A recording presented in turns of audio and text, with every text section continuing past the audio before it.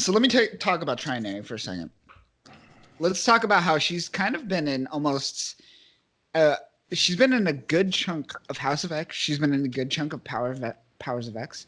Correct. She's been in a good chunk of some of this Dawn of X, and she's just been a servant this whole time, and I find that kind of sad and hilarious at the same time that she's Yeah, just that's like like the the whole, right? servant. Like, Kind of, she's always a like I'm support character for sure. Yeah, like it never really seems like I always forget where she even comes from. Like I'm like, is she just been there with Apocalypse, or what's her relevance to the greater story, or is she just background fodder? You know? She's like the production assistant of like all of Krakoa, so she's just Yeah, like like every getting movie ever, coffees for everyone he's and like all invested in her. Like she's literally the go-to like wannabe of like production assistants for Krakoa. yeah. I dig that. That gives her a cemented role. I mean, hey, you know, Douglas Ramsey only works as the translator. Everyone has it's all compartmentalized. This is why Krakoa works. They compartmentalize. Everybody's got a job. Everyone's got a purpose. Gold Balls has got a purpose. Trinary's got a purpose. Everyone's winning. I dig it. Yeah. And so this is who Apocalypse is talking to. He's talking to Trinary, doing all the heavy work for the most part. And he's just spouting his like quotable nonsense that he usually does. He's just all like, for centuries we ran as though we were hunted, and now we are dancing. And he's confused about everyone like having fun at the moment. He's like, and now we party. Wait. I mean, I know I'd party harder than any of you people, but it seems like there's more going on here. Right. And so he's like, he jumps right to business, and he's like, well, while they're going to party, I'm going to figure out what's going on here with this weird Krakoan portal. And he's kind of inspecting this portal, and essentially he's talking about Otherworld. He's like, do you know Otherworld? He's still talking to Trinary and talking about Camelots. And we are to assume that this is the other end of that portal. This is the other end of the portal that we saw with Morgan Le Fay. And we find out that Apocalypse is trying to access other worlds and Camelots. Yeah, he's trying to figure out what's going on because for some reason there has been a barrier placed on the portal from their end on Morgan's end, and he says that we will need a champion to breach it. But that's a very ominous because he's not really. Ominous. We don't know who he's implying or who's going to be the champion. Yes. But they definitely can't get through to the other side until they remove this I guess you could say magical barrier. It's a magical barrier. Some type of spell has been placed on this Krakoan portal, it seems. And I like this. This is the beginning of like our first step into like Apocalypse really showing how much he's been around, how long he's been around, because he starts like starting to drop some knowledge about magic and like the things that are tied to it that are beyond even that of the average mutant to understand. And he's very old, and his intelligence and wisdom starts to come out here, and he starts to talk on things that most people didn't even know about, that, and he is quite aware of it. He hasn't just been sitting back and being like, mutant all day. He's been dabbling his hands in history and mythos, and actually sometimes posing as the gods that are written in the very stories that the modern people read about. Yes. So his knowledge of magic is very, very prominent, and I like the writing here and how it's done. Like Howard's doing a great job. She's really showing that Apocalypse is not just one-dimensional. And it's hard to even say that, even that if you just look at him as a badass, strong mutant, he's got his powers and his demeanor and his dialect. That all makes him very well-rounded and unique. But he is not even just that. There's more to Apocalypse. He's got so many layers. The dude's like an onion. And this is just a nice peel back where you get to experience this instead of tears as with the regular. You really do. And it's great seeing this, like, them kind of like fleshing out this magical like portion of this kind of mythos, a part of this universe that you don't see too often, both in DC and Marvel. This is my rant. This is a Kyle rant. We need more magic, damn it. I, as a person who loves epic sci-fis, and this is why I lean heavily towards Marvel, and I love my sci-fi epics, but I want to see more magic up in here. It's been almost bullied out of existence. It's always just mitigated to Doctor Strange, and it's always some very just like Doctor Strange centric stories. They never really bleed into a lot of the other storylines are main events. Like magic very rarely happens. I know when the Cancerverse got created and they did that whole little story arc where it was like an alternate reality that was focused on Mhm. magic, because the science fell so far behind, magic was able to pull ahead, and that was cool. But that's like a what if, so, or like that's like an alternate reality or different takes. So it's not a proper like appreciation of like the magic characters. And I hate to harken back to what we were saying about DC earlier, but DC always handled their magic mythos with a lot more uh, fun. Like they flushed it out more. They always brought it more to the forefront instead of keeping it in the foreground in the back. Like it's one of those weird things where Marvel's never stuck that. They've never been able to pull that off where they have like you have Doctor Strange and Brother Voodoo and a few other people, but they always are just you always get one of them. It's never like here's like a big magic team up, and if it is, it's going to be in the issues of Doctor Strange. It's usually that's how it is. It's like, all right, you're reading Doctor Strange, so there'll be a bunch of magic characters and they'll all work together. It's like, no, there needs to be a magic team with its own single issue release. Like, call it the Magic Squad or something. But I want like all sorts of cool people on there from all the mythoses throughout time and space. Like, put Morgan Le Fay on there. That'd be dope. I don't care. Like, just mix Ooh. it all together. Flush out all the magic like mythologies behind each character and like things like chi and things like Asgardian magic and that kind of stuff. Like Loki, you know, like his magic and the Enchantress and all those characters. Like it's or is it the Enchanter? Enchantress is the one from DC. Yes. What is the one from Marvel that's like she wears green as well and she's like always working with Loki? You're I not can't talking about remember. uh uh uh Hera or not Hera? Hala? You're talking about Hala? No, you're talking about his daughter, which Yeah, was what's his name? It Hell, was what's her name? Hell? It was Hela Yeah, from Hell. yeah, She's yeah. always the one like trying to manipulate people. Yeah, I forget her sometimes. Like I forget her name because she always plays like this weird role where she's either like the one who controls the Arts Guardian Hell, or she's like someone posing as like a human trying to manipulate people and play them. It's really weird, but like you can flesh out that character because there's a lot of magic behind that too. Like they use a lot of illusion magic, her and Loki. So you can really do a lot of cool series with magic if you really focused on it. But that's not something mainstay for Marvel right now. So we'll see. The future looks good though. I remember you were telling me something about, and you were talking about something that one thing you showed me where they're trying to put together like a bit of like a magic squad of their own. Oh Like yeah, yeah, yes. So yeah, Strange Academy, which I'm excited for. It's coming out March 2020. It's gonna be Marvel's Harry Potter. So yeah, it's that's gonna what be you're for. more lighthearted, That's but pretty good. I could dig yeah, that. I yeah, saw that and they had like Scarlet Witch there, and I was like, okay, I see what that's interesting. Like that seems promising, but that's still 2020, so we'll see where it we'll goes. And see. We got time. We got yeah, time. and So it's still got Strange in the title. I like Strange Academy. That's kind of reminds me of like Umbrella Academy. Like it's just like a a play little on the bit, names and yeah. stuff. But I can dig that. It just we'll see where it goes. I hope it doesn't just end up being like a little like that's what all the Doctor Strange story focuses on now, and this is just how they write Doctor Strange. They just do a giant ensemble where they turn him into Charles Xavier. Could be, could be. He's You could take just on roll that around in role. his wheelchair. Or no, he's just floating around the whole time. He doesn't even use his legs. He's just cross He's legs like, floating around ooh, everywhere.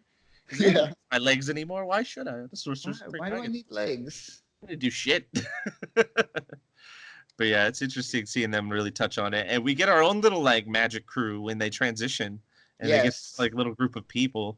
But do you understand like what they're going off of with the whole like the concept of like so below as above in the whole little like side blip Not in between this? really. So like Right? we do get some notes, right? And we Yeah. do get these notes, same like Hickman's notes that we've seen in House and Powers of X. We're Simple and still Granite. getting these sprinkled throughout Dawn of X. And these notes are called From the Krakoan Grimoires, I guess. And the idea is that the occult paradigm is that as below, so above. I assume just think of it as like I guess almost like a formula or a formula for a spell, right? And then like the energetic surge that happened in this Krakoan gates essentially inverted that. So now it's so below as above.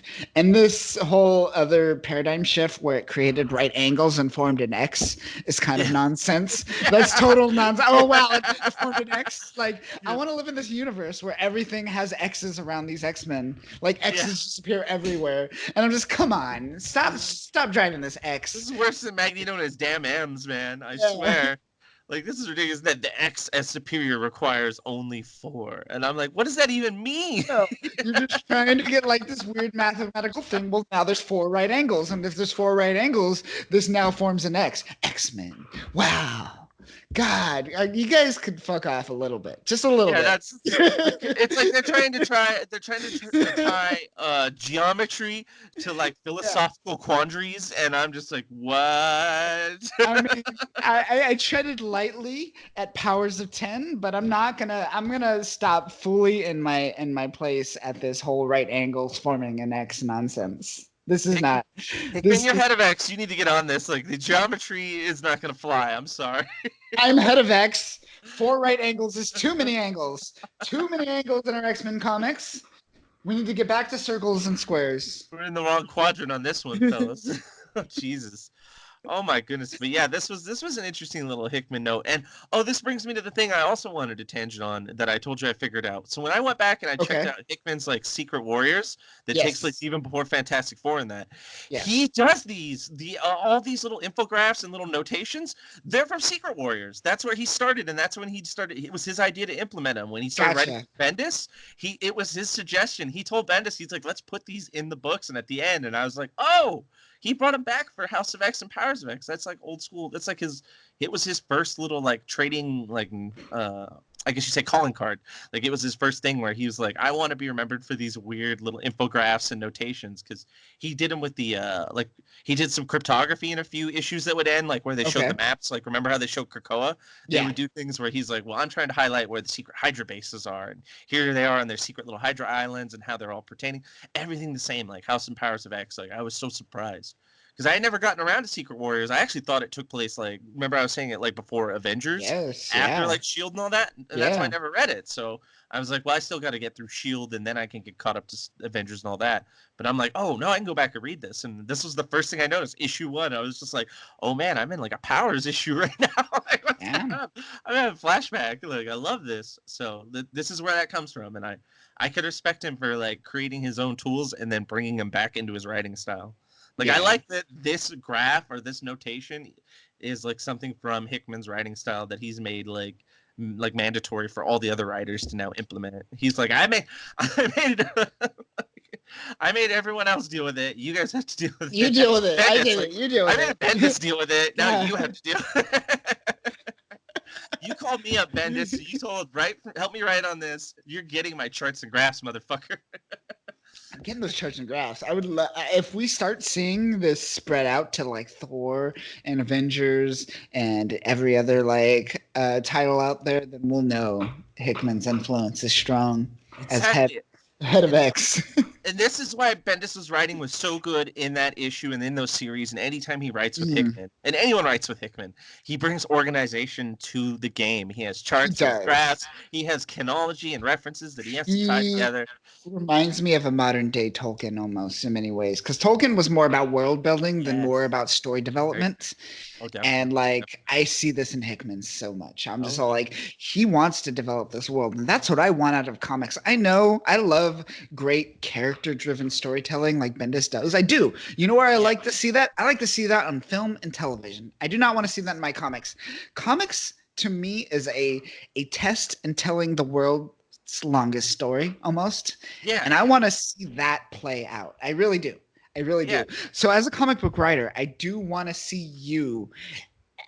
I want to see you forfeit your ego when it comes to writing and tell a story based off of preconceived notions of what this character is, what his backstory is, and what he has to do going forward, pretty much. And that is like, that's what I told you this, I think, a while back, but Bendis should have been a TV writer. He would have been the greatest television writer ever, honestly.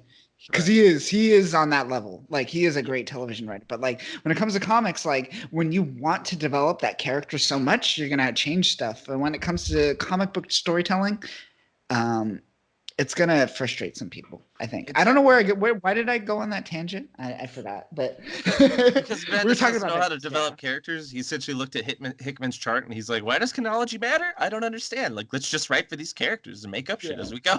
Who cares? They'll read it anyways." It's like, damn it, Bendis, stop that. But I mean, seriously, you see that. Like, you want to see how the characters develop alongside other characters in that greater mythos, and you want to see how they react and how they play out. I mean, we have a story here where we're about to see fucking Goldballs interacting with Jamie Braddock's, aka Monarch, like back from the dead, and it's just like, well, how did this ever happen? But Exactly. Hickman's world building brought us to this point, and you would never get that with people like Bendis, where they're just like, well, we don't even care about these characters. I'm just gonna make up a new character right now. I'm gonna take an old character and just start swapping them with other characters. Let's get that palette swap out. Palette swap it. I wanted to write a story about this person, but you said I had to write about this person, so I'm just gonna turn this person into that person, and now I got my way. Bendis. Bendis. Oh man.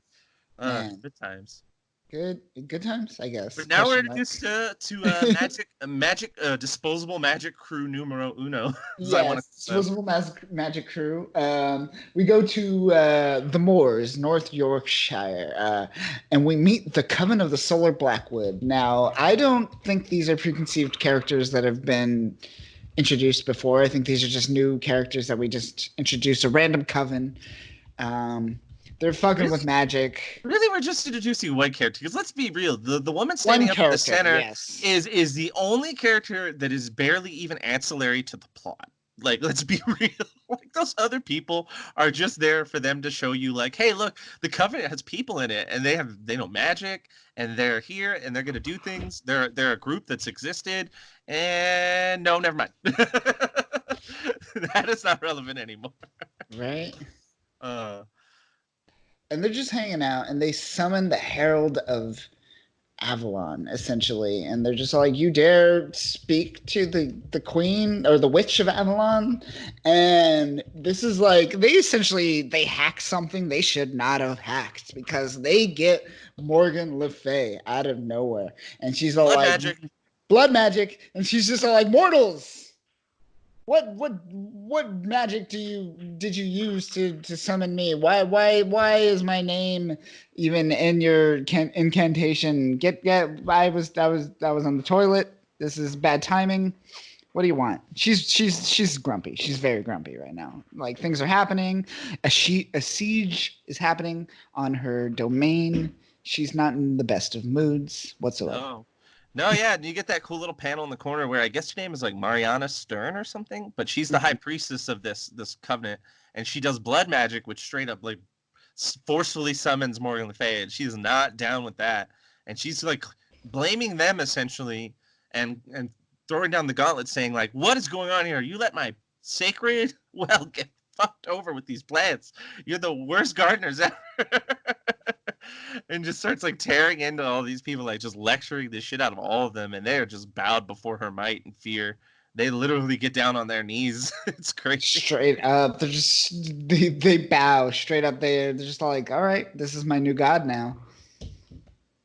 Yeah, and she essentially gets brought up to speed by the high priestess. Mariana says that, like, hey, it's not us. We didn't fuck up. That's the mutants. That's the mutant portal. I know about that. That's in the news lately. I read the paper this morning. Yeah, she's panicked and she's like, "The mutants did it." It's like, not us. We don't know what to do. We're just here. Like, we're just the gardeners. Like, sorry. Like, we're doing our best. So she's just like, well, get on, like, committing genocide. Wipe out the mutants already. What's taking so long? Morgan Flay's like, get on that. You all are bow to me and do my bidding, or I destroy you. And that's pretty much the gist of what gets done here. Is they're like, all right, we'll see what we can do. And before we cut back to Krakoa, I want to touch on. I just looked up the White Witch. Do you know Wanda Zatara from Earth 96 9602? Oh yeah, man, and she's from that. Doctor Strange Fate's AIDS. She's the yeah, like wasn't like got his wife at one point, Maybe. or like Yeah. one of the woman that he loved, like, and he maybe I'm remembering someone else. I just picture a woman with like white hair. Doctor Strange Fate or Judgment of the League of the Avengers.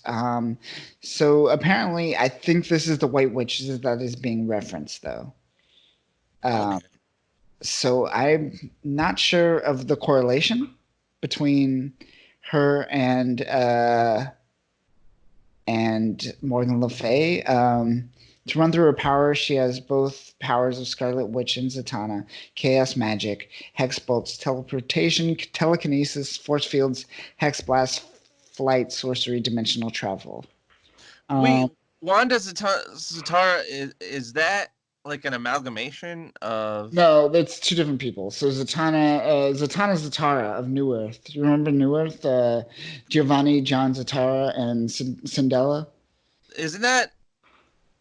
I don't. Yeah, I don't. I keep thinking of That's Zatanna DC. from That's DC. Yeah, that's from the crossover. It's that's from the the amalgamation crossover. character. Yeah, that's Wanda and Zatanna. Yeah. Okay. Yeah. She's like the magician. She wears the top hat. Her father was like Zatanna or something, like they have similar. Yeah, names. but can they even reference that? I feel like you can't even reference that, like from a legal standpoint. Maybe that's why they referred to as the White Witch, where that's like it's like White Witch. You can't really get us on that. Haha. Yeah, I'm thinking maybe that would be weird. I mean, it would make sense because, like we were saying, they exist in a different timeline, and that's like you were saying, it was like the 9602 timeline, right? Yes. Earth? Yes, 9602. Yeah. Okay, and if it's under the 9602 Earth, then I think that still is privy for reference under Marvel.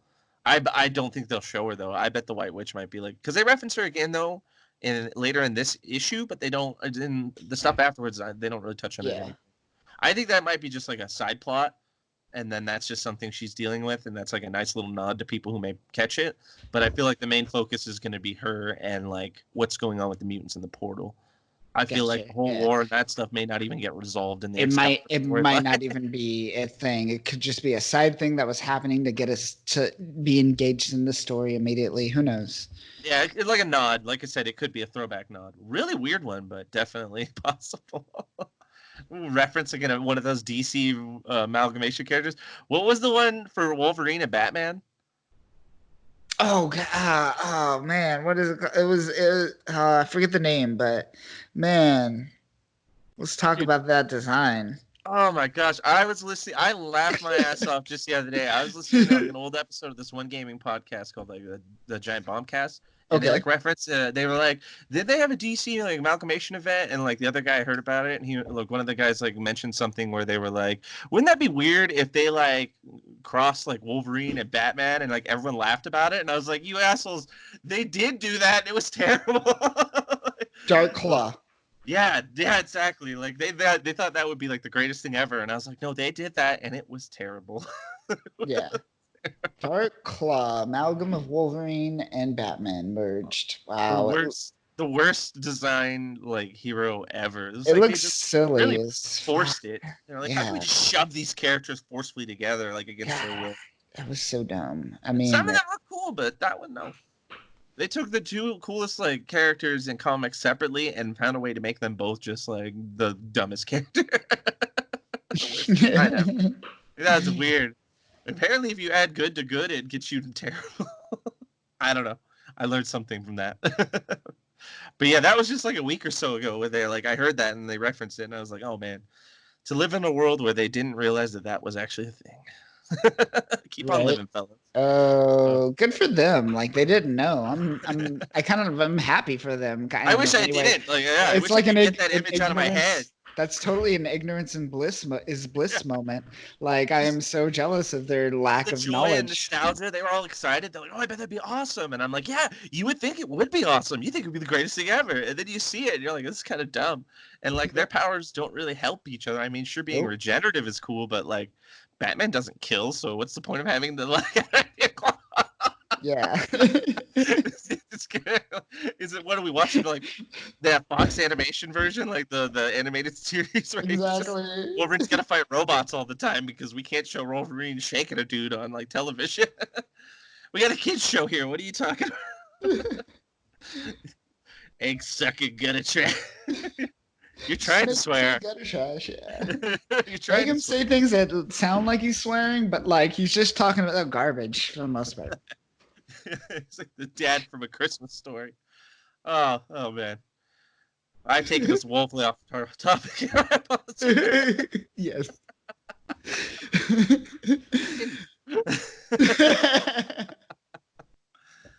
uh, All right, so we're going back to Krakoan, and we're met with Betsy Braddock. That's just kind of like blissfully like enjoying this random party. We stumble onto Jubilee with a baby for a second, yeah. which okay. Oh my gosh. What is it? Shogo? Shogo. Yeah. Shogo. Don't know who the dad is. Don't know why Jubilee has a baby. Nope. I thought Jubilee was a vampire last time I read comics. The last time oh man, that's a big gap. That is big. That's about like 8 years. Yeah, like yeah. Literally, one of the last comics I read, it was just like her hanging out with Blade, and they were like hunting vampires and stuff. I was just like, okay, this is weird, because like she got depowered in Nimday. So yeah, Nimday. They're like, how do we revitalize Jubilee? And then they put her on like a Young Avengers team and gave her like gadgets and gear, and no one cared because it was Young Avengers and no one was gonna care. And then they were like, well, all right, we'll age her up a little bit, make her teenage, and then we can't just give her mutant powers, but we can make her a vampire, and vampires are cool right now. I mean, Twilight's selling, so let's do it. Fuck it. And then that's all I remember Jubilee is. She's just a vampire that like hunts vampire with Blade, because she's like, oh, I'm a vampire, but I'm also an X-Man that I can't kill. And I'm like, well, how does that work for you? How does Xavier's dream of not killing work for you now, Jubilee? Right. So they have a moment, and then Betsy's tapped on the shoulder, and she's tapped by Fabio Goldballs himself, and she even says, "Yo, what's up, Fabio?" And we have another moment. Another Prince moment, where another character is just all like, actually, it's Egg now. You know what reminds me of is the character from Big Trouble in Little China. His name was Egg. He always called him Egg. Like the guy who played across from Kurt Russell. The older guy, sidekick character. Oh yeah. The older one or the younger one? Oh, the older man. Yeah, the older gentleman. The one from like, what's his name? Mr. Miyagi. Yeah, no, that wasn't Pat Morita. Wait, was it? Yeah, it was Pat Morita, the one that did the magic with the other dude, where they did like a weird force magic fight at the end with each other. I'm pretty confident that's not Pat Morita. That was actually, I think he was older than Pat Morita actually at that current time when that movie came out. I believe you may be mistaken, but I don't know. But I do remember that like his name was Egg. That's what Kurt Russell always called him. He just said Egg. He said, "No, Egg, we got to do this. No, Egg, come over here. Egg, get down." I just calling him Egg all the time. I thought that was a really dumb name. And here comes Goldballs, and it's like, no, Goldballs is the dumber name, and Egg actually seems slightly better by comparison. You're right. He normalized the name Egg for me, and I thought, okay, this is just not as ostentatious as Goldballs. Oh shit, you're right. It's Victor Wong. Yes, they do look very similar. They look very similar, but he's older, I believe. I think he's a little bit of older. Yeah, he's also in Tremors, which I also back in the day used to say that was Pat Morita. Okay, yeah. So I get these two people confused apparently in my life. He was also in three. Played a lot of stuff though. Pat Morita was in a lot of. He was in like Happy Days. Yeah, he was in everything, and they casted him as everything. Like they were like, you can play a Chinese general, a Japanese general, Korean guy, everything. Like Pat Morita's just. He is Asian enough where we can put him everywhere, and that's probably why you remember Pat Morita, is that they put him in everything. So, shit. Victor Wong was also the grandpa in what's it called, Three Ninjas? Oh yeah, he was the grandpa in Three Ninjas. Yeah, see, now that's a role that should have been to Pat Morita. It's like, Yeah. let's get, who do we get for the ninja? The Chinese guy. Oh, it was totally rip the the original movies like done by Pat Morita and everything like that. Karate Oh, Kid. like So Karate Kid. like Three Yeah, Ninjas is just a weird it pastiche to the is. Karate Kid. Yeah. It Oh really it's a yeah. love letter to the 80s. It's the 90s Karate Kid movie is what Three Ninjas is. And a very 90s movie at that. That is like I would say if you had to pick like the top quintessential 90s movies, not to say they're good, not to say they're great. I'm just saying the movies that best represent the 90s. Sure. Fucking Three Ninjas is in that list That's a right good there. one. That's a Top good. five. That's a good one. Yeah. Yeah. It's super 90s. It does not hold up. There's no mistake in what time frame that movie was made. Yeah. Oh yeah. You For couldn't sure. be like, oh, this might be early 2000s. No, that is a smack dab in the middle of the 90s movie. uh, rest in peace, Pat Morita. Rest in peace. Ah, poor Pat Morita. All right. So she goes to the hatchery with Egg or Fabio or Goldball. I'm calling them Goldballs. I'm still Gold calling Balls, them Fabio, aka Gold Balls, aka Egg, aka fucking Goldballs. Mutant Superstar #1, Mutant Yeah, Fab Five number aka one. one of the five. Yeah.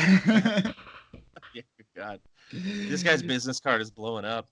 Yeah, he is. He is blowing up. Like he's He's even kind of wearing like classy too, a he's right? wearing that Like, like science outfit almost like very like but it's like leisure science outfit, very and he's got his leisurely gold like ball on future it. science. Yeah, and it has the His, gold ball on it. his Yeah. hair looks a little styled up. He looks like he's got a nice tan on. Like he's very laid back. He's like, yeah, I'm famous now. He's Gold got some ball. confidence these days. Yeah, Yeah, look at this. He's got that he's swagger. popular. He's just sitting Yeah. there. And so he escorts Betsy to the hatchery. And who are we met with at the hatchery, Danny? Jamie Braddock's, also known as Monarch. Ah, Monarch. What is your familiarity with Monarch in the past? Well, off the bat, this man has been resurrected very many times, like by Yes. black magic, through other weird time shenanigans, and just alternate reality stuff. But he himself is an Omega level mutant who can manipulate reality to an extent. Not on the level of, say, like a Kind Franklin Richards. of pseudo level. Yeah. It's No, like no, not like is it technically Omega level or is it kind of like a pseudo Omega level where it's I think like it, depending on the actually, writer type of according situation. according to Hickman's Omega level list, he is on there. Jamie Braddock's is one of the Okay, Omega level mutants mentioned on that actual list proper.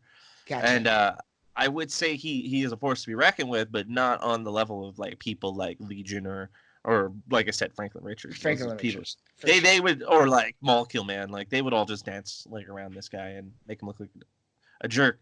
Because I mean, he's been beaten many times before. As powerful as he is, he's just his arrogance and hubris. I mean, the dude literally called himself Monarch. Like he's Yeah. like, I am king. Like that's my mutant name. That's my code name. Like it's like, all right, way to go, buddy. Why don't you just call yourself the greatest or like, I am awesome. I Like, am the goat. but it's that level of arrogance and hubris that is always his downfall. So that's already getting hammed up right here. Is like he's introduced just chilling, drinking some cognac, sitting inside his resurrection tube, all covered in his like chicanery and like afterbirth or whatever. Yeah, yeah. He's just like having fun. He's having a drink. He's like messing with like the forage of Krakoa everywhere. He's messing with like the fluids of Goldball's eggs. And then Betsy Braddock is just like, "Yo, bitch, stop this shit." Grabs his arm, pretty much like I imagine almost semi breaks it, and it's He just does like like, a little pressure point move on his arm. yeah. The dude's like, look, I can still manipulate reality. Isn't it cool? And then she just pinches his like nerve, and he's like, ah. It's pretty Yes. And yeah.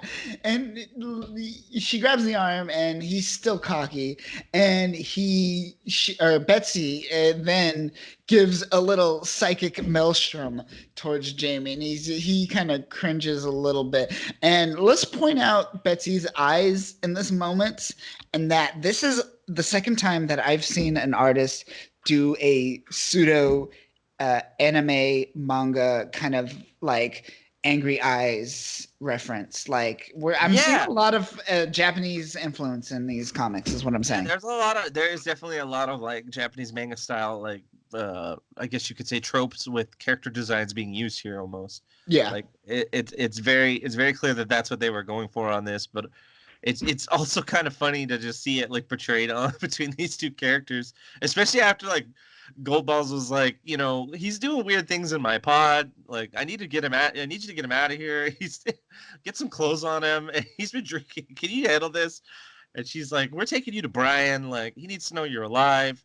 Like, he needs to know about all this and understand. Like, he needs to see you. I'm sure he'll be excited or at least have something to say to you. So this is what's gonna go down. And he's like, I don't know about if I want to go. And she's like, I ain't fucking asking. Yeah. And that's what she This hits isn't him this isn't the question. yeah, this is what she hits him with the maelstrom. And he's like, all right, I'm coming. Get out of my brain. I don't want a tumor.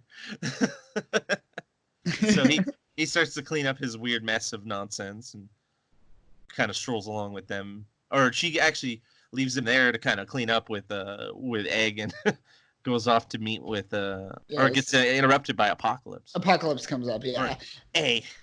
A, as we know him. And one thing we forgot to point out is as Goldballs or Egg, whatever, and Betsy kind of go off to the hatchery, we are left with a frame of Gambit watching them walk away. And he's just kind of like watching them curiously.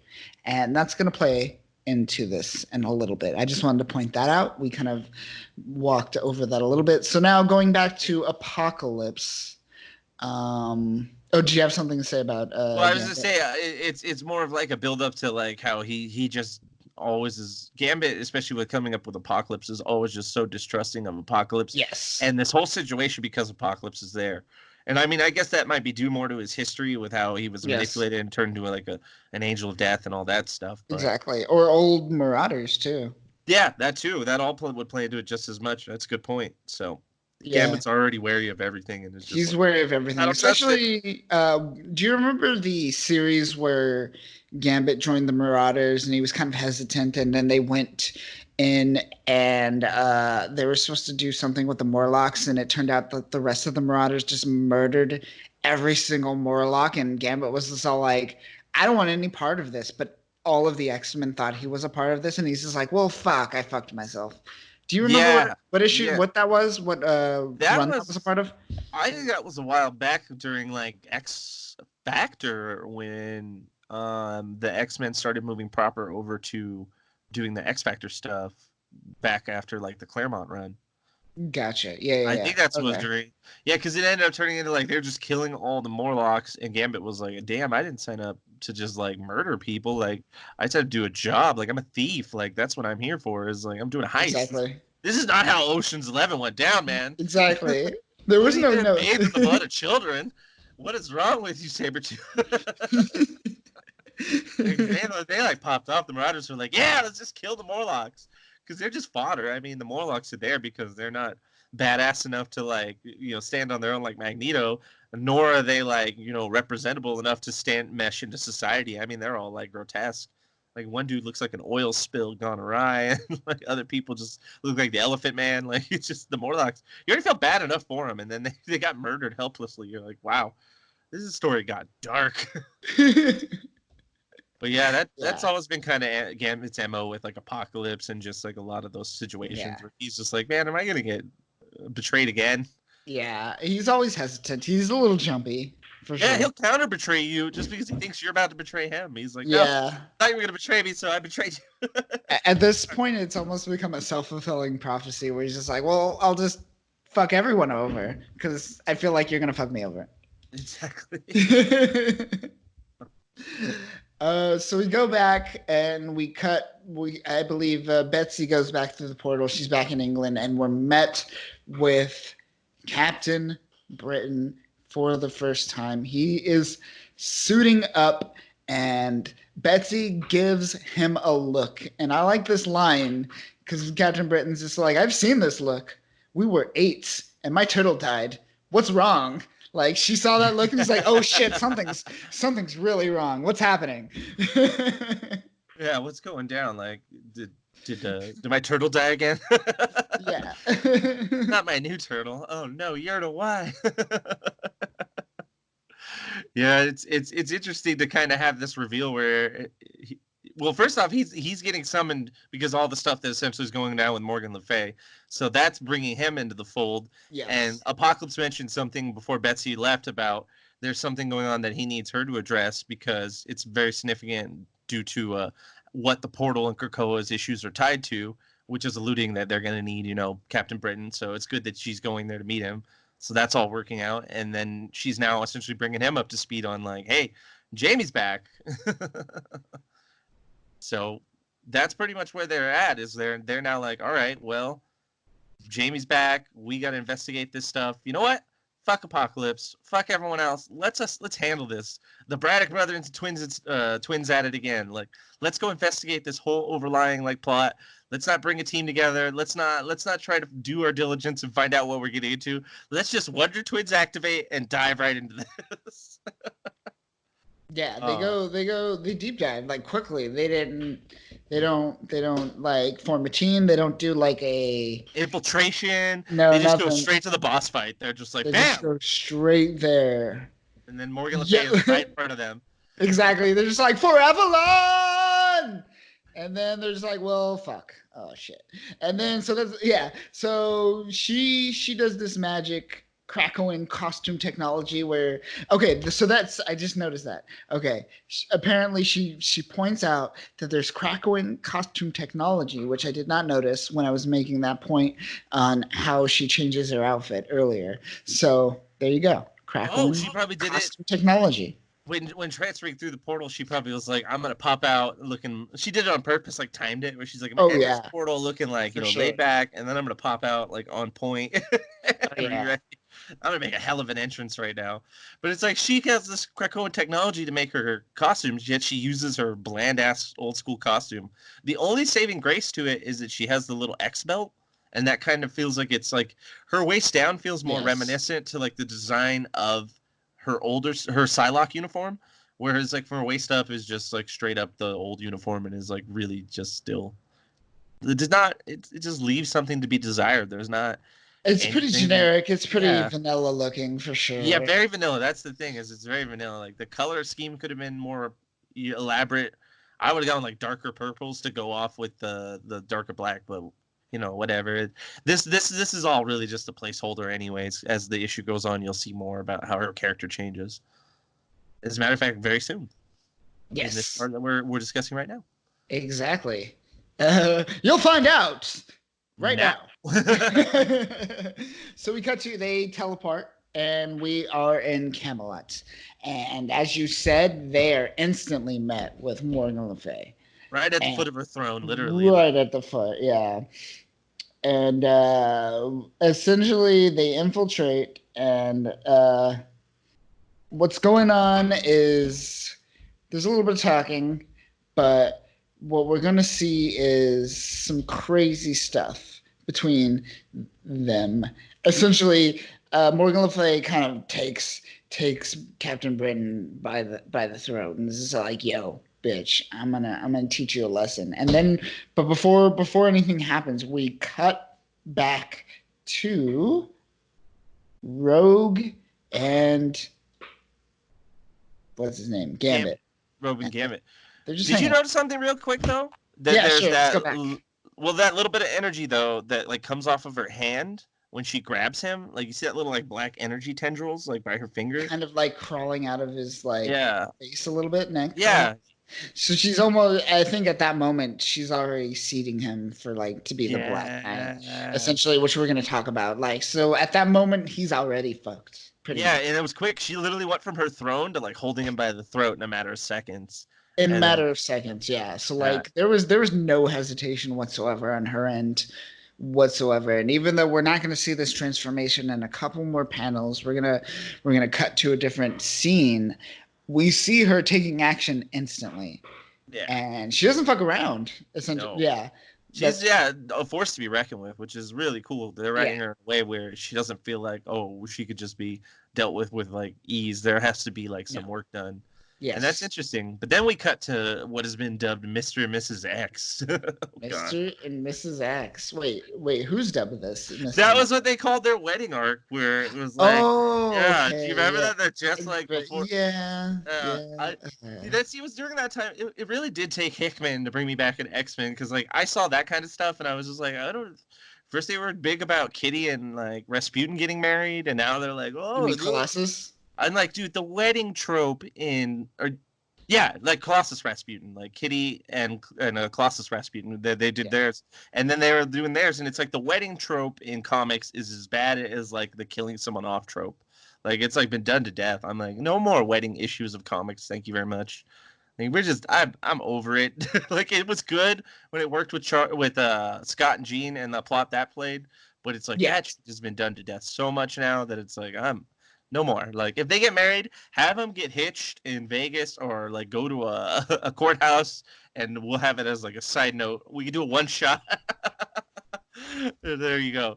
They get wasted and get married, but it's like they always put it into like a big story arc where they're like, gotta get the wedding issue arc. Oh, God. Yeah. So a quick note, Colossus did show up in Marauders, right? During that whole Russian scene, right? No. But No, he does show up. He does show up eventually, right? Has he shown up? I have not seen Colossus actually. Okay. So Mention if he's not shown up, so essentially that whole wedding arc between Kitty and Colossus mirrored the whole Batman and Selena Kyle arc. And it was the same thing. Essentially, like she got cold feet and it didn't Yep, happen. it all played out the same, and then And she started drinking and becoming a pirate afterwards. drinking and becoming a pirate and yeah, hanging out with Peter Quill, which is not a good idea. Never. But Colossus, I think, kind of went away and became a recluse in Russia for a little bit. And I don't think we've seen him since that moment. Nope, they haven't had his big return. Yeah. They're waiting for his Joss Whedon like style return moment that we're gonna get. We'll see. I'm hoping. So hopefully we'll see Colossus show up soon. But I just wanted to point that out for Yeah, fans. that's a good point. I never really Yeah. noticed. Like, yeah, I didn't even notice that he was gone either. So that's true. There's been so many people. I mean, damn, Goldballs has been getting more time than Colossus. Goldballs has been getting more time than Colossus. Who would have Chris thought? Claremont, be damned. Oh, jeez. But we're met with Gambit and Rogue, and Gambit is really, really, really stuck on that what is it, the second law of mutants, which is make more mutants. He's just like, Charles just told us we should make more mutants. What do you think about that, huh? Do you think that's cool? I think that's cool. Do you think that's cool? I think that's kind of cool. It's like, I don't have my dampeners on tonight. Sorry. I'll just... We can't. It's just like any guy, like Gambit's like, I'll risk it. I don't give a fuck. I literally will kill you. You explain that to my dick. Yes. But then we got Trinary doing her role where she shows up as like liaison for Apocalypse. Yep. Apocalypse summons thee. Apocalypse summons thine to his throne. And he's like, damn it, Trinary, you're such an assistant and such a boner killer. Yeah. We're trying to follow the law over here. At least one of us is. God damn it! Did you not hear what Xavier and the council said? We need to make more mutants, and you're interrupting that. I do not appreciate this. Where did you go, Rogue? Why is everyone gone? I'm alone now. Poor Gambit. But after that, they're summoned and they go to Apocalypse. And Apocalypse, what is Apocalypse saying in this moment? Essentially, he's kind of catching them up on the situation, more or less, right? Yeah, he's kind of like breaking down like some of the stuff he had started a little earlier in the comic where he was talking about more on like a little bit of the magic stuff. He needs Rogue here as kind of like a conduit that he wants to test. And he's going to try and convince her and Gambit to follow through with what he's trying to figure out so he can get behind this. He mentions that both Betsy and Brian went in willy-nilly and are now behind enemy lines and are pretty much in the shit. So time is of the essence. So he brought Roger over here. He was going to do this a different way, but because he's now out of options, he's going plan B, and that's, hey, Rogue, get over here and help me out. We're going to use your weird powers to do weird stuff. And that's pretty much where they cut right back to like the shit that was going down with Betsy and Brian. Yes, exactly. And before that happens, we see Rogue, and I just want to keep pointing this out because this is interesting. I don't think they've ever had a mechanism, or at least a story kind of MacGuffin to describe their uniform transformation, but we see this in the bottom panel with the Rogue and Gambit, and they just transform, and it's this whatever this Krakoan like technology that allows them to Oh transform. yeah. It seems that they gave them just like this. Oh yeah, they're gonna be in a costume randomly. It gave them like, here's the technology, here it is, deal with it. We're gonna be in regular clothes, and then instantly we're gonna morph in time into our X-Men outfit. Maybe the outfits are pre-programmed into like a Krakoan network that's tied to like the cerebral regeneration system. Could So be, like how yeah. their personalities are backed up, maybe their clothing choices throughout the years are backed up. That's why Jean's set to like fucking 60s attire, because she's like, I'm on default mode. Yeah. And that's why Apocalypse looks bomb, because he hacked it and he was just like, I gave myself an upgrade. Yeah.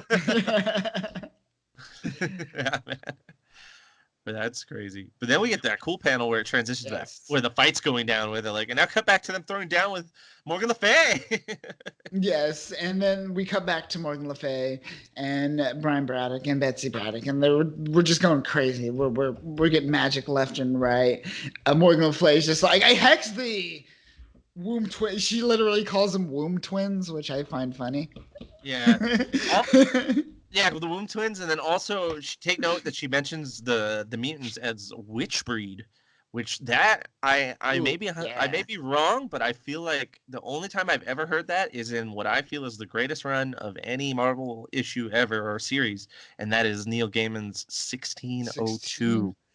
That is how they refer to the mutants in that series, because everything takes place in 1602. So they don't call them mutants. Not even the mutants like call themselves mutants. Like the nomenclature has the term witch breed instead of mutants. So I like that feels like that this is a nod to that, because she's from those olden times that she's playing off of that as well. And it's just, I always get excited when I hear the mutants referred to as witch breed. I'm like, oh, that's so old school. I like that. But yeah, she's already hacked like Brian. Brian was useless. He's very useless. Like, he's at least been pretty Betsy's throwing down. useless. Yeah, and out of nowhere, and even Morgan Le Fay is just like, you can't protect me, you can't protect him, and then Brian's just all like, what's happening to me? She's taking me, and we see this shroud of dark energy kind of consume him, and Betsy kind of comes to his aid, but nothing really helps. She does nothing. She's pretty helpless. Yeah, not much The you whole can really do. situation. Her Yeah. powers are kind of limited in this sense, and it's weird that she manifests her power in like a more like traditional I guess you would say English sword and shield style, like an old knight would, Yeah. like an old school knight.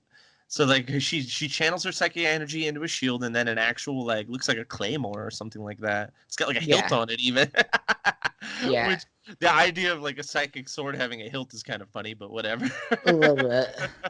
It's, I don't know what's weirder, that or like the stupid like energy the lightsabers in the new Star Wars movie. It's like I don't know. That's dumber. I'd say that's dumber. At least this is like kind of cool. But yeah, like it's funny because she normally just does it like on the end of her fist or like in her hands, or like she'll strip it up. But it's weird that she's like constructing it into a more whole like sword, unique weapon. a very European sword to be. Yeah. Yes. Exactly. Very like old school European. Yeah, like claymore hilted sword.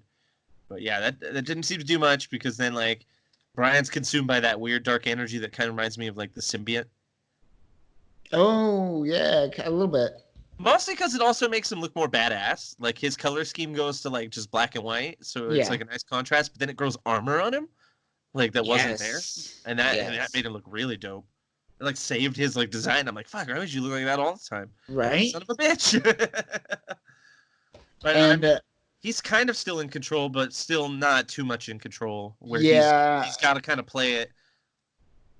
He's kind of got the will, right? He's kind of like fighting it, but he's completely taken over, or almost to the point of being fully consumed. And as this is happening, what does he do? What he does is he gives Betsy Braddock the amulet. Now, can you?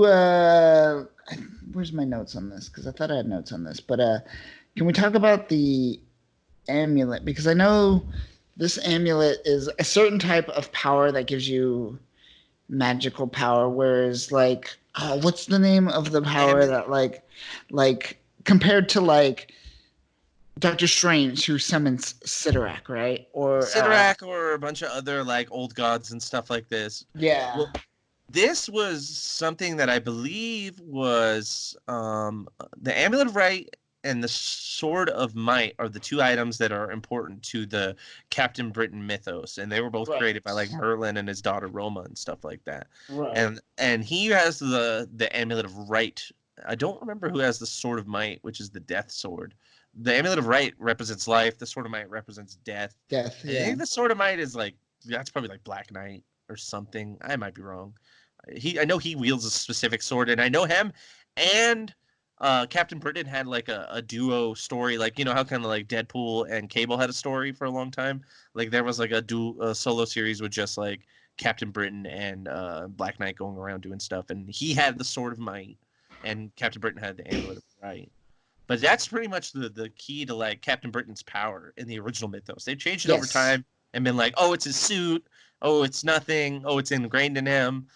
In one dimension, he was like a mutant, and that's how he got his powers. But in this timeline, he's just this. He has mutant genes in him because of his sister, and like he could have kids who are mutants, but he's not a mutant in any way. And it's the amulet that really makes him Captain Britain. So anyone Yes. who wields that amulet will be able to wield the powers. And in a weird way, with him, with his last bit of consciousness, he takes the amulet and literally thrusts it into Betsy's hands and says, "Just like get out of here! Like you have to leave." Yeah, like straight up into her face. Like Yeah, yeah, because he has a little bit of control, but the aggression is taking over. So he's being very yeah. forceful with her. So he's He's kind like of being punching tough. her at the same Yeah, time. It's trying to he give her says name. he's like you gotta accept it. I'm her champion. I am hers. And she's like, please. And it does this weird little like split panel at the bottom with like showing. Why did they? I don't understand why they split it like that. But they show this weird like image of like Apocalypse with a split Apocalypse? down his face. Yeah. He's like winking on one Yes. side, open on the other, and you got Jubilee on the left, and then Gambit on the right. But it's like, why did they do that? I don't know why they did that. I don't. So That's a weird, and especially because like if you look at that panel breakup, like the majority of the panels are broken up in black lines, whereas that one is a white line with a black outline. yeah, and right And that, above it, there's that white line too, but that's only yeah, there. The rest of the panels it's don't have it. only in that panel. It's weird. It could be just a weird design mistake, perhaps, or not a mistake, but just an intentional thing, design. Yeah, yeah, to kind of Who focus knows? that's like a different story happening, like a different area. So meanwhile, in a different location. And then now they cut to like Rogue doing her part as to why Apocalypse invited her here. He said like, "Well, now Rogue, do your stuff. Embrace the gateway." Yes.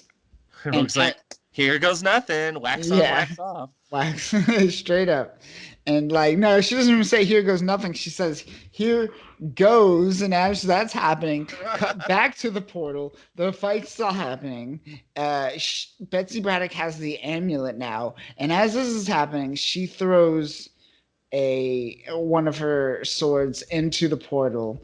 And we get a vroom. And the portal just Well, it straight was up. Apocalypse was the one who like he telepathically traversed the multiverse and communicated with her. See, this is another note to how strong Apocalypse is. I may be wrong because Betsy is a psychic too who's really powerful, so maybe it's easier for psychics to communicate long distance, Mhm. but Apocalypse has a level of telepathy that is worth note. And he's telling her while she's still in Avalon, like, you need to destroy that portal. It has to go. Like, from your end, Yes. destroy the barrier. Throw your psychic sword and crush the barrier. And this is happening in tandem while Rogue is grabbing the barrier. And she's doing this while trying to fend off Brian, who seems like he's like hitting her in the face over and over again with the amulet. Yeah. Take my The amulet amulet as he and punches her leave. in the face. Just for the love of God. I'm Just holding her back fine. as best I can. If you don't bounce, I'm going to do worse. So she chucks the sword right at which is interesting because I'd never seen her throw her energy like psychic constructs like Uh-huh. that. Like to throw the sword and like harden it like that. It's kind of cool. Like the only person I've ever seen do that is like Kid Omega, like Quentin Cryer. Like you know he'll make like Yeah, psychic Queen shotguns Clyde. and shit, like that Sure. stuff. that made sense for like his like fighting style, but this is kind of a new one. Maybe like as she's adapted over the years and her powers have gotten stronger, she's like, well, now I can harden them into like psychic constructs. Like maybe she could be like Armor, like Armor who can create like a psychic energy around herself in the form of whatever she wants. Like I bet Betsy could probably make like a psychic armor at some point, which maybe we'll see. That'd be cool. Yeah. But boom goes the dynamite and the portal. And the portal, and as that portal goes, so does Rogue as she gets thrusted back from this kind of explosion, from the blast of the portal, and she's knocked down. Wait, no, she's still alive, or not? Well, she's conscious, but she's not. Still conscious. Yeah. She feels strange though, and like something is drawing her to the Krakoan flowers around her. There's these weird like blue Krakoan flowers that are sprouting around her, and she's just like, I need to touch. Like she's like a moth to the flame, and the second she touches it, the flowers just instantly meld with her. The branches like consume around her, and she's put into what I can almost say is like a stasis of like a nature-based stasis pod that she looks all purple and just kind of like at rest in like hibernation, and it just forms up around her, and it's something weird, and Apocalypse seems to understand it to an extent where he's like, well, it was seeking a host and it chose her as she seemed to have chosen it as well. But we don't really get any explanation on this yet. Everyone's kind of scratching their heads, and it becomes like a plot line in the story going forward. Yeah. And I note that Rob from Comics Explained noted that he thought that this was like, you know how when Rogue gets way too much like energy from a person she touches, it puts her into a coma, like a coma state. Like comatose state, yeah. Comatose state. Like he thought it was like this, but I'm not getting that from this situation. I think this is her almost taking almost the powers of Krakoa almost. And metamorphosis even. She's becoming kind of almost like part tree from like whatever she consumed. Like I don't see this as her consuming too much power whatsoever. I think she's taking over like powers of something she has no idea what it is. Yeah, like for example, back with like Carol Danvers when she absorbed like Miss Marvel's original powers back in the day, and like took her energy, and that's why Rogue could fly back in the day and was super strong in like the X-Men animated series, which also threw me off because that was the one I was first introduced to. So then when I like got exposed to her in the comics, and she's like, I can't do anything. I gotta absorb someone's powers. I'm useless. And I'm like, wait, what? You're like one of the most badass X-Men. Like you're like their powerhouse. You're their muscle. Like, what are you telling me you can't do anything? And it's like, nope, that was just a temporary thing. And then eventually they went back. And then I think she did it again where she absorbed like Power Man, like at one point. Mm-hmm. And then, that's been it for a while. She's just been Rogue for the longest time now. So this might be another one of those moments where she absorbed too much and she's going to be like weird Krakoan portal Rogue for like the next 5 to 10 years. And as she's this portal rogue, we cut back to Morgan Le Fay and Betsy, and they are still in the midst of battle. And as she goes to attack Morgan Le Fay, Betsy goes to attack Morgan Le Fay, and the Black Knight, as Brian Braddock, kind of stops her in her tracks, throws her back, and she has the amulet in her arms after that throw. Like I assume she grabbed it during that throw. Yeah, and like, he's fully consumed now. At this point, the darkness is now shrouding his entire body, except for his eyes. Except his for eyes. They're the last thing, and that's the thing that seems to be the most humane part left of him.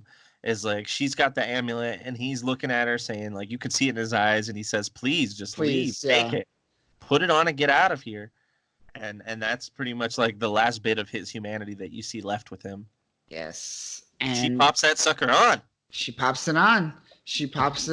And as she pops it on, we see this burst of energy, and then we cut back to Forest Rogue, as I like to call her. And Gambit's just all like, yo, Apocalypse, you did this to her. He gets a little frustrated. He gets a little hot-headed for a moment. Yeah, he's like, raises his fist. Apocalypse is like, what good would that do? We live on an island that regenerates us. You can kill me all you want. I don't care. Yeah, it's He's like, do you like, not Gambit's, realize? Gambit's like, don't make fun of me. And he's like, don't test me, bitch. Jesus, I'm Apocalypse. And he fucking grabs his hand. Yeah. And then everyone's like, hold on. And everyone's like, Miss Braddock? And then Gambit's like, Betsy? Yes. And then Jubilee's like, no, Psylocke. And then Apocalypse was like, Yeah. wrong, bitches. It's just like a bird, a plane. It was like one of those moments. Yeah. It's Captain Motherfucking Britain. Yeah. But not the Captain Britain you would expect. It's Exactly. Betsy rocking the Captain Britain gear. Betsy Braddock as Captain Britain. And With Betsy her Braddock. Yeah. psychic sword being sheathed. I don't Yes. know. What is that? I mean, it looks cool. Right? It It looks looks cool. From a practical Pointless. standpoint, makes no sense because she just No. creates them in her hand anyways. So what's the point of you have to unsheath it? Like, can you drop it? I don't know. Exactly. Like now you have a whole new process. You have to pull it out and then attack. It just can't appear in your arm. This is not an evolution. This is a de-evolution. My biggest gripe though is she still like that sword thing is dumb, but the helmet, she still has the terribly She designed still helmet. has the weird helmet. Yes. She looks so much better without it on. The helmet, like it, as dumb as it looks on Brian, it works for his like body and his build and like his design. Like the helmet, he looks like a freaking like crash dummy or like a cannon. He just looks like something like that. So it's good that he has like the racer helmet on. But with her, it's like she looks way more awesome with just the rose in her hair and her hair down. Like her purple hair like complements that clothing really well. Oh yeah, yeah, it works. Like, it's a good contrast. So it's like, I wow, dig it. I this is a great design. Like her being Captain Britain now looks really awesome. So that'd be interesting where it goes from there. But she's just like, I'm here now, and what the fuck happened to Rogue? And that's where we end with that part, and we go into the epilogue now. Yes. So now that we have Captain Britain, the new Captain Britain, we cut to that coven that we saw at the beginning of the series, and we see essentially the leader, I guess, just straight up murder the rest of this coven. Yeah, we cut back and they're dead. Like they're dead. They're gone. Yeah. They weren't like Church Jim Jones or something like that, where they tried to, or whoever the cult was that tried to drink the Kool-Aid ride the comet. They're all dead now, so she's just rolling out of there. We're like, well, you guys are useless. I need to find me a new magic cult to join. Yeah. Fuckers. Gone. She loots the place and runs out, takes all the magic shenanigans she can find, and then books it out of there to meet with what is revealed to us as a clan macabre. A clan Covenant or Covenant macabre, not clan macabre. Yeah, because that's actually different. Covenant macabre, which is Covenant macabre, is the big reveal at the end of this one. So, if we're led to believe that this is the Covenant macabre, we're led to believe that these are worshippers of Apocalypse. And can we assume that this was all a ruse, that this was all instigated by Apocalypse himself? So when you hear Covenant macabre, you think, okay, this is Apocalypse is doing, because Clan Akaba is his original clan that he founded back in 5,000 years ago. Yeah. So like 2000 BC or something. Yeah, like his old Egyptian clan. Like that was the clan that would worship him. Like like the descendants of Akaba were like his offspring that he had seeded over the years.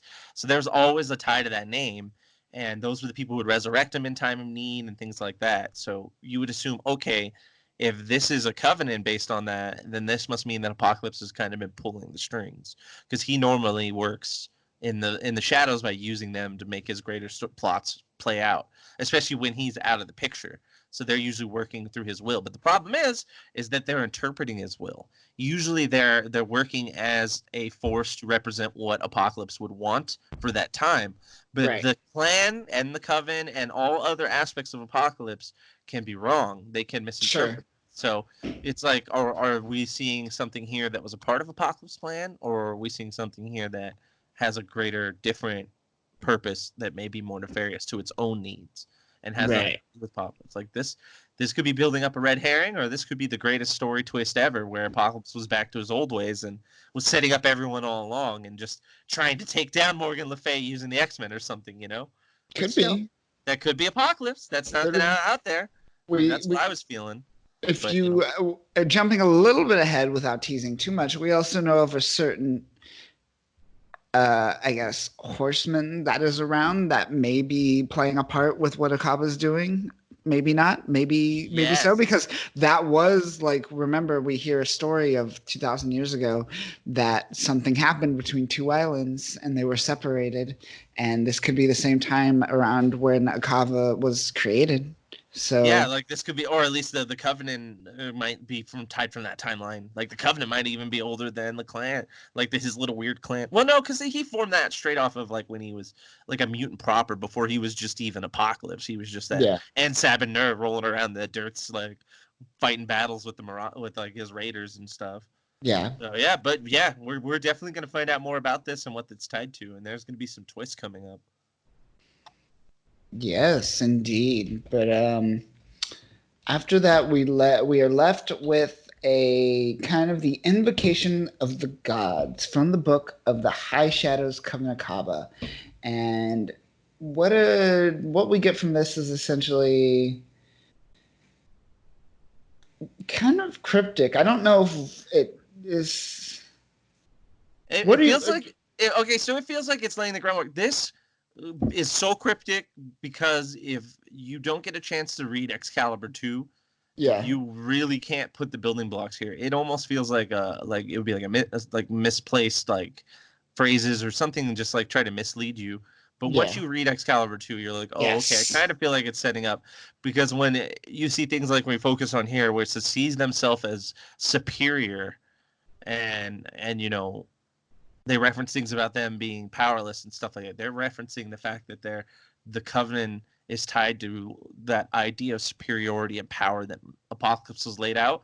But this mm-hmm. is being interpreted here in their own mantras, or in their own, I guess you could say, poems or fables or philosophical mantras. Yeah. Mm-hmm. And yeah, very cryptic, but we do learn more in issue 2. But I think we will leave you at that. And that ends Excalibur issue number 1. Now, what did you think of that? Because I found this pretty fascinating for being a relatively non Excalibur fan back in the day. I would say I was just more of a casual, I guess. I felt that had the best part. That was the best part going for it, is the fact that it was an Excalibur comic. So I already came into the issue with my expectations lowered. So right away, I was already getting surprised left and right with little things. There was some Yeah. stuff like I said, we had our gripes about little like details here and there, but overall, it was still pretty good issue, and a lot of cool stuff happened. I enjoyed a lot of the flavor text of Apocalypse and his boasting, but I also like the inside joke of everyone constantly being like, "No, this is my name now. No, Yeah.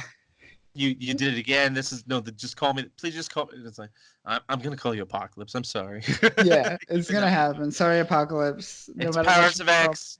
You're Apocalypse. Suck it, Hickman. Sucking. I love you, but you can't change me. No, you're not gonna change those names, unfortunately. Yeah, You got good branding. Don't ruin that. yeah. But solid issue. It was a great issue. I loved it. It was definitely all around. I enjoyed it, and it made me excited for the next Excalibur, which is rare. It's totally rare. Right? Yeah, I'm actually very intrigued. I'm very excited for what's to come next, which I would, going into this issue, I probably would have been I would have skipped this if we weren't doing this podcast, to be fair. Yeah, I because probably, you only care about really like what's Hickman writing. Like, do I really want to read an Excalibur issue written by someone I'm not familiar with? Like, that was kind of yeah, a gamble. But exactly. but when I started hearing some buzz about it and stuff like that, and we started talking about it, we were just like, all right, let's check this out. And then Yeah. it kind of just led more to this. Oh man, it's such a weird thing. But what was probably your standout moment for like the whole thing? Stand out moment. That's a good one. Let me think. Um, I really dug seeing Betsy Braddock in that uniform. That was cool. I don't know if that's a standout moment, but that for Visually, some you could reason, say. You could say Disney Visually, House probably maybe one a of the visual standout. standout moment. It was just like, bam, this is it. This is like it's a great introduction. First issue. Betsy Braddock. Look at me. I'm Captain Britain now. Other than that, I liked kind of just seeing like the buildup of like Morgan Le Fay and like seeing kind of magic because every time I don't know about if maybe this is just me and maybe I'm just impatient, but like Uh-huh. when it comes to magic, especially like these whole like Morgan Le Fay and all these storylines, like I just was not captivated back in the day. And there's something about this issue where I was like I was interested the whole ride. Not the whole ride, but the majority of the ride I was on board. What is it about magic in Marvel that I don't know. For me, it turns me off a little bit. It's like it's that untamed horse, you know. They haven't found a way to make it really work. It's alluring, but it's not quite pulling us in, and it's rough because they're dealing with a lot of magic stuff too. And the most important character that I feel would be appropriate for this would be Magic, you know, Right. the New Mutant. But as we'll read in their next issue, New Mutants, she's currently not uh able to help. She's going to be a little bit disposed A in little bit. space. Unfortunately. New Mutants in Space. In space. But yes, that is where we are going next episode. We will be hitting New Mutants, followed by Excalibur. And you should expect this, I guess, kind of rollout of issues where we go from X-Men to Excalibur. Actually, no, that's not true. The order kind of changes every week, so ignore what I just said. Exiles. I just remembered that issue or that series I was trying to think of. Exiles. That's the one. Exiles. They spun Okay. off from Age of Apocalypse, and they were supposed to be this group of like exiled alternate dimension people that were put together from different dimensions on a team, and their job was to go around and like fix the issues with different dimensions. That's what it was. Just came back to me. Gotcha. Okay. We can end on a high note. I remember. Yes. Guys, go read that. Please Yeah, go go read read that. Exiles. Go Exiles read ridiculous. Exiles. Yes. Do you want to see like three Hyperions fight each other? Go read Exiles. Blink is Okay. a main character. Go read Exiles. Yeah, okay. This is like right when you said Hyperion, three Hyperions, I was like, oh, okay. Like images came to mind. I'm like, all right, I do remember this. I do. Yeah, Okay. All right, yes. Go read this, please, folks. it's But it's crazier than the what ifs. it yeah, it's pretty intense. But that will do it for Excalibur for this week.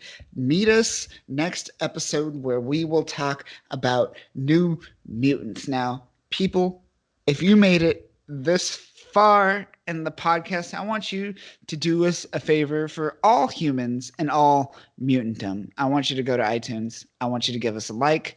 I want you to give us a subscribe. Give us some love. Give us all those stars that seem to matter, apparently, or else I wouldn't be talking about them. If you are listening on Anchor, you have the ability to leave us a voice message. So if you have a X-Men related question, please leave us a voice message and we will try to give you the most ridiculous, hilarious answer that we could provide while also educating you on X-Men lore. So Anchor users, Possibly wrong. Possibly right. possibly. Oh, yeah. I wouldn't doubt if it's wrong. We'll entertain the fuck out of you, but it could possibly be completely unfactual whatsoever. Because they bring these tropes up all the time throughout X-Men, so sometimes it's hard to remember. Like, did Grant Morrison do this, or did Chris Claremont do this, or wait, who invented this character? Oh, Exactly. yeah, they did. But yes, we'll try our best to answer your questions. But please, if you do have some, leave them. And again, give us a like on whatever podcast app you are using. But that will do it for this week, folks. I am Kyle. Who are you? Who are you, Danny? I am Danny, but You just are. like as one full word, like I am Legend, but it's I am Yes, Danny. I am Danny. Yes. He is Danny. Remember, the AI is going to kill us all, but until then, Catch us next week on Podcast of X. Catch you next week, folks. Peace.